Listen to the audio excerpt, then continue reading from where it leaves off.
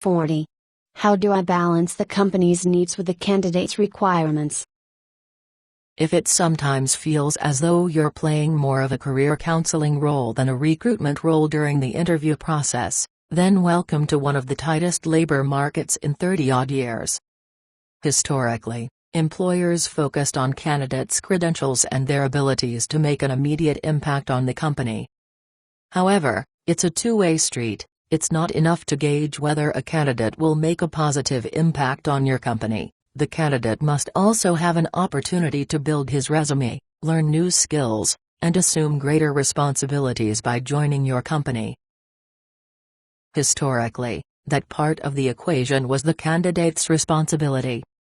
Employers didn't babysit and ask interviewing questions about why joining the new company would make sense for the candidate from a career progression standpoint. No more.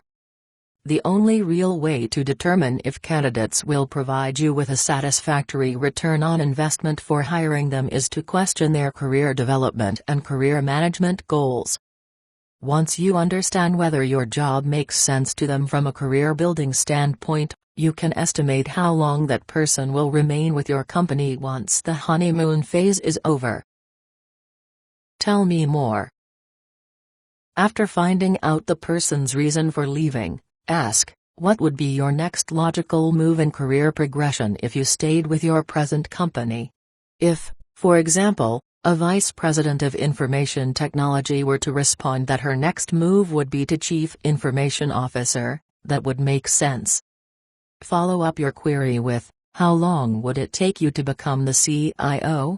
If she responds, oh, probably 6 months, then stop the interview right there. After all, why would she be interviewing elsewhere if she's heir apparent to the throne within 6 months? Point out the discrepancy, and then ask, what's the real reason you're here today and pursuing a job search? At that point, the true answer may come out, Paul, although I'm heir apparent to the throne, my boss, the current CIO, may be gone soon, and if she goes, I'll probably be asked to go with her. Bravo. You'll have gotten to the heart of the matter. There's nothing wrong with a political response like that. It's just better for you to know the real motivation behind the move than just the superficial answers that candidates initially proffer. On the other hand, if this candidate says, oh, my boss has been there 10 years and will probably retire with the company, then it may make sense for her to pursue a job change now. Ditto with responses like, I want to manage a larger team, I want to get more involved in web-related development, or I want more exposure to multi-tiered architecture.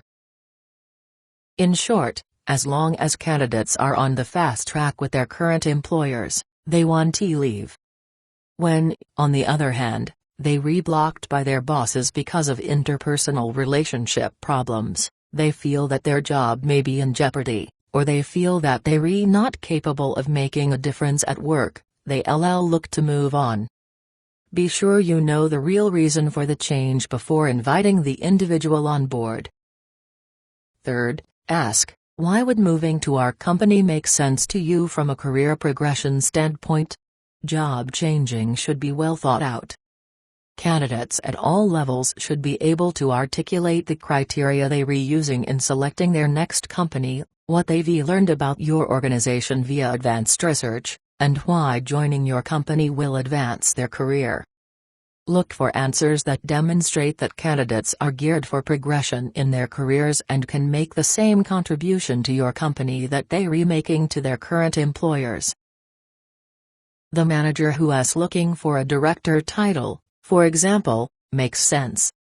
The accounts receivable supervisor who is looking to add accounts payable and financial statement analysis experience to his resume, even at a lateral title and salary, makes sense.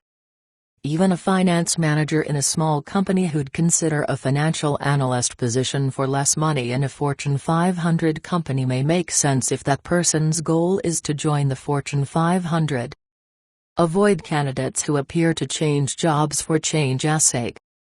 Steer clear of job changers who don't have compelling reasons for leaving their current companies, Or you may find yourself filling the same position again before you've had a chance to recoup the costs associated with hiring and training. Finally, remember that people tend to repeat patterns of change in their careers over time.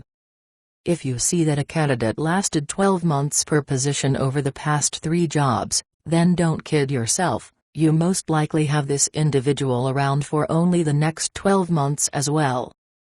That might be okay for you, depending on your immediate needs, for example, for web-savvy techies with specific web design skills. Overall, though, beware spotty job histories with predictable job-changing patterns. Those folks tend to leave positions for change's sake, and that makes for low-probability hires.